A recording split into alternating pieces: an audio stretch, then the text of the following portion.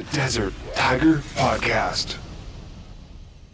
So that we can talk about your new track and a little bit of other things as well. Heck yeah. All right, you ready to jump on in? Let's do it. Awesome. Well, I want to lay a little bit of a foundation for the listeners as well, because as some people may know, you've been on the touring scene doing the thing for a few years yourself as a member of State of Shock, playing as a touring guitarist for other groups. And you released your debut self-titled EP there in 2019, which garnered you quite a bit of success here inside of this country music genre. So moving forward from that moment, when did you start to craft music again and actually get back inside the studio? Because like we said, you have quite a few different things on the go. So when did that opportunity actually come around to begin crafting this next wave of the Kadooh sound?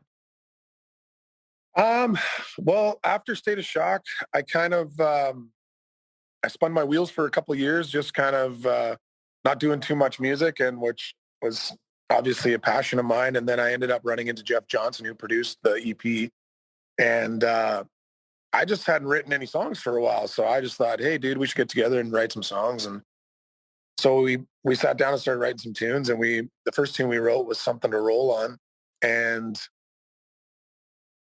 he got me to sing the demo, and then he's like, you ever thought, about jumping in the middle and doing this thing yourself? And I kind of took a couple steps back and realized that it was kind of what I had planned, what I did move from the prairies to the West Coast to do. So I thought, why not jump in with both feet? So we just started writing more songs, and next thing you know, we had a 6-song EP, and we were ready to go, and 604 was interested, and here we are now, man. Mm-hmm. All right. So, I know that Jeff also happened to help out with this next work, and over this past year, of course, it's been things have been shut down. Getting together has been a little bit tighter. So, were you guys actually able to get into the studio together once again, or how did that all process work again once it finally came around to getting this next wave here?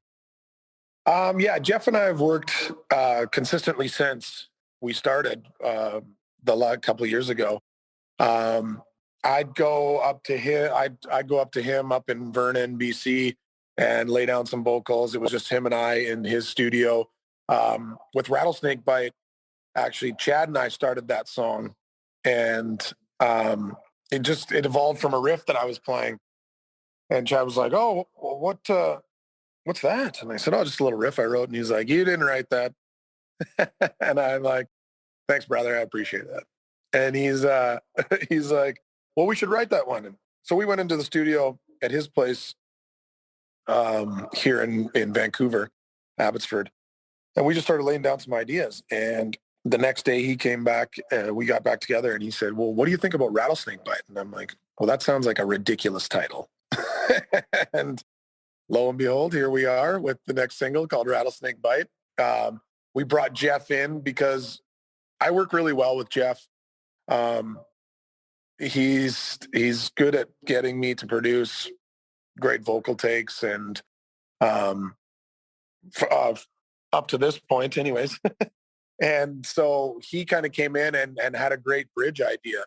And so the three of us just kind of got together, whether it was firing ideas back and forth via technology, or Jeff would come down and we would get into Chad's studio here at Mountain View and just keep laying it down. And then here we are. Shoot, we've been working on that tune it's been in the works for a while now. So Chad not only having a little bit of a hand with the songwriting, but also helping with that co-production as well, kind of getting his hands in with the 604, getting down and dirty with things here. 100%. The dude's super talented. He's got unbelievable ears. You can't deny his creative talent at this point. A certified record. As much as some people would like to argue it, it's a string of hit after strings of hits after strings of hits, and he's so consistent with it that, like I said, it's hard to argue with the track record. 100%. It's so true. It's like artists hope for one number one, let alone a record that has 7. you Very know? true. Very true. So you mentioned that you had been sitting on this one, crafting this one in the studio for quite a while. So it just released here at the tail end of July. So what is it like to finally have the track out back into the world after sort of sitting on things, the world closing back down, things are opening back up. So a very good party track to get out into the world. What's it like finally having out? What's the reception been like? The reception's been awesome within the last few days. Well, it's just under a week here. Um, it's nerve wracking as all hell. You pour your heart and soul into something, and I'm really really happy with it. I think it's a great song, but you never know. Like you don't know how it's going to be received or if people are going to enjoy it or. But it's definitely a get off your ass and dance kind of anthem. So and that's what everybody's been saying. It's like, what a great summer tune, especially after what we've been going through in the last year or so with not being able to do much. So it's nice to, we're all still pretty primitive. We still like to dance and jump around, like idiots. So I think that it's an appropriate song and great timing. Exactly. Once the rhythm hits you, it's you go back to the roots, and it's like, okay, yeah, now we got to move. We got to move right now. Yep, 100%. And that's the whole point of music. Awesome. And the music video itself definitely sort of encapsulates that jump up and groove with the tune movement as well. So take us a little bit behind the shoot. When did you guys actually get to put together the music video as well? It's very vibrant, very fun, I guess I would say.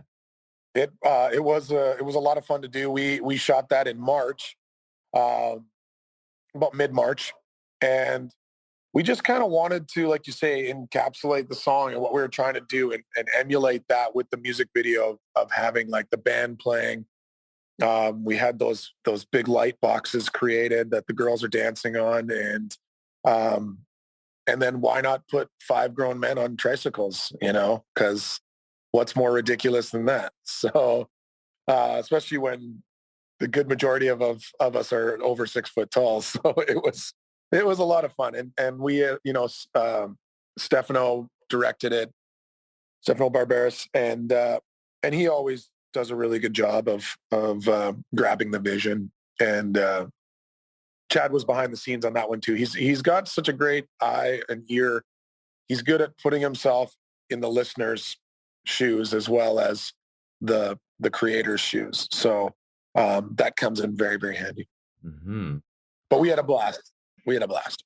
Glad to hear. And it's also a very good perspective, as you say, to put yourselves inside the listener's shoes, because sometimes people don't necessarily do that. And some artists maybe get frustrated because, well, why isn't this connecting with people? But it's like, but did you consider the people that you're trying to connect with, right? 100%. Yeah. Well, and that's the thing. And you're at the end of the day, I feel like I want to create something that's true and authentic to myself, but of course I want it to resonate with the listener. That's the whole point, you know?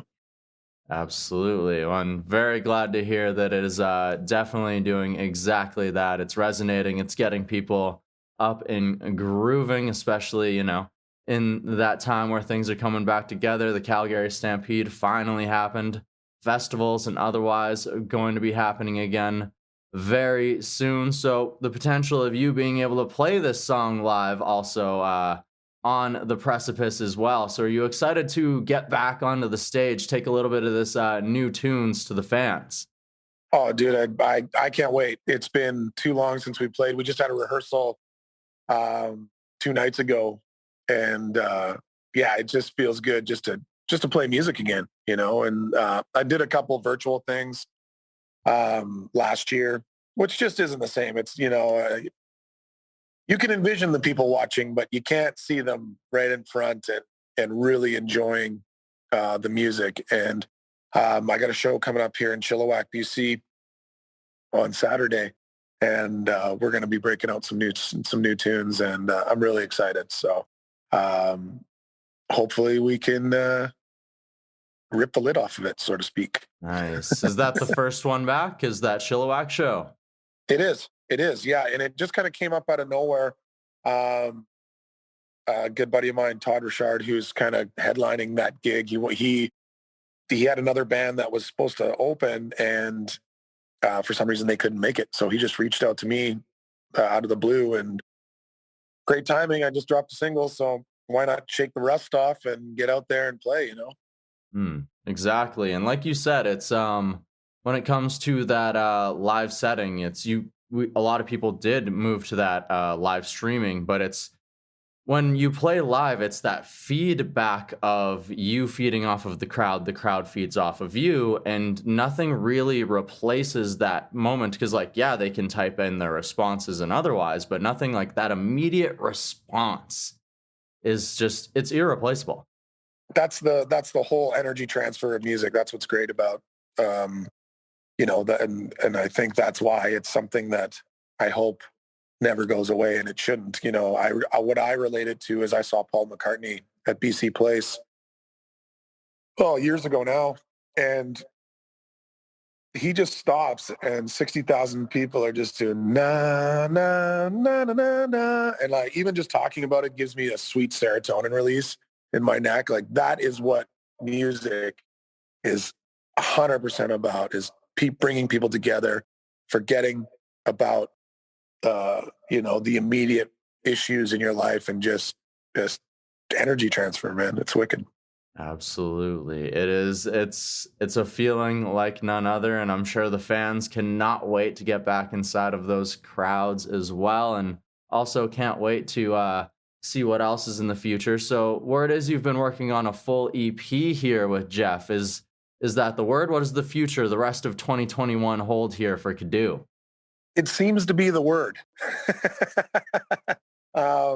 Yeah, we just keep filling the vault with more songs. So we've got more than enough for an EP. It's just figuring out, we got a couple great tunes to tidy up, and pick the ones we want to go along with the Rattlesnake Bite. So I'm really excited about the songs. They just keep getting better and better. And Chad and I have written a couple more, and Jeff and I have written a couple more. And I was down in Nashville before the whole COVID thing hit, and I did a write with Chad Carlson, who worked on the Fearless record with T Swift, and Danny Myrick, who wrote songs like Truck Yeah and She's Country. These guys have resumes like you wouldn't believe. And we got a pretty cool one out of that writing session that I'm pretty jacked about too. So lots of cool stuff, man. All right. So people should be extremely excited because you've been getting in the room with some, not just one hit maker, but multiple hit makers. So this EP could be smoking. Well, let's hope. We'd like to start it on fire.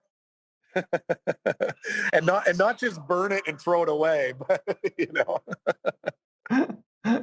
Exactly. Start a riot if you can, right? Have some fun with it.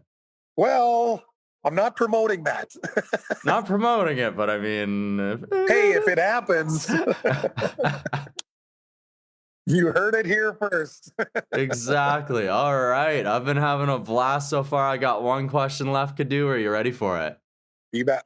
All right. So we've talked about that jumping in front of the microphone, being the middleman here after years of being the guitarist, of supporting other artists and otherwise. We've talked about your growth growing into this second EP here. So what I would like to know now is, how has this process, this last couple of years, how has it helped you grow as a person, or what has it taught you about yourself?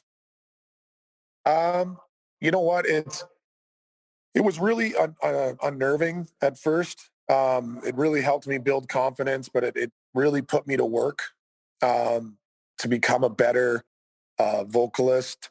And I was nervous about it. And if I could say anything to anybody, if you're nervous about it, then you're probably going the right direction. I've had to, in the last couple of years, really dive deep into the person that I am and really be focused on what I want to do with this project and the music I want to make, and just being the best I can be at the craft, I guess. So it just taught me to be resilient and believe in yourself, everybody's got insecurities, you know. Just remember that no matter who you are and what you are special in every way. So embrace who you are and just go for it, man. I love that answer. I love that lesson. And thank you so much for sharing it with us because it's incredibly important is each of us can be our own toughest critic, but sometimes you just have to let it out into the world. You have to let your voice out and you never know where it can go, who you can inspire, where it can, like what happens with it, right? 100%. Awesome. Well, thank you very much for joining us here today on the DTB, Kadooh. Thank you for having me, dude. I appreciate it.